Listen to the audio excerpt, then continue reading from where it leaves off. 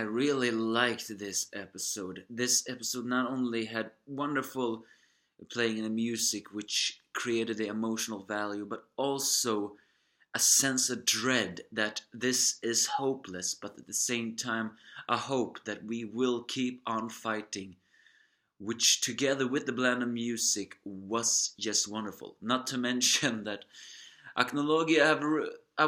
Some people can argue that Acnologia haven't been the most entertaining of villains because for some he is kind of flat. He is egomanium.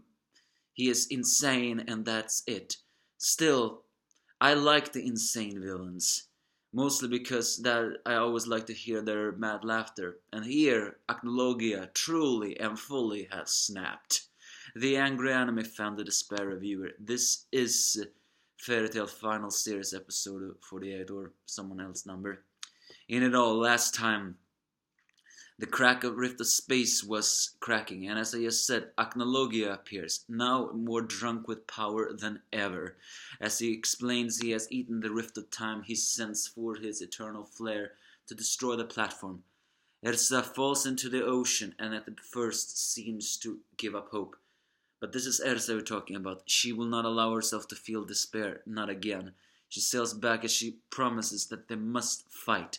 But then suddenly Wendy gets taken by Acnologia for some strange mysterious power as he proclaims that he will destroy all dragons in the universe. It is then revealed that the reason why Natsu disappeared is not because Natsu suddenly ceased to exist. No, it's because Acnologia took his body as well. And he takes all the Dragon Slayers. And yes, that includes the artificial ones as well. Gajiel, Eriku, Luxus, Sting, Rouge, Natsu and Wendy, all gathering into one place, a realm of Rift of Time where the human form of Acnologia is imprisoning them in crystals. It's during that time that Anna, Hartophilia, and Ichika actually falls back from the Rift of Time as Anna actually explains what is going on. Yes, Acnologia has eaten the Rift of Time, but that did come with a very dangerous price, although to be fair, it still makes Acnologia almost unstoppable, and that is the sheer amount of power that Acnologia just ate has completely made him snap. And when I mean by that, I do not mean that he only snapped mindfully. No, he's literally has snapped in two. His flesh and body, the dragon body, is rampaging through instinct alone.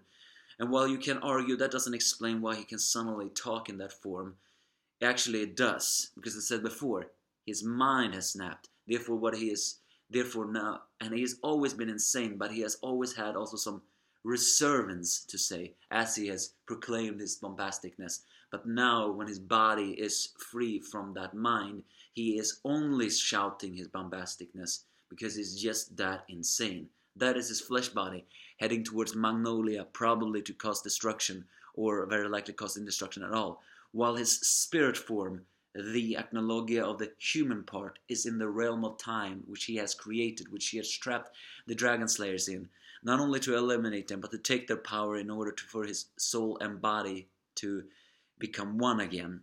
In that form, he is still the insane one, but also a lot more calmer. As he traps Natsu into that form, he proclaims that everything will be his. It's during that time that Mest appears again and uses teleportation power, managed to take Ersa to the group of Fairy Tail. As they all hear from what Ersa said, that Anna Hartophilia told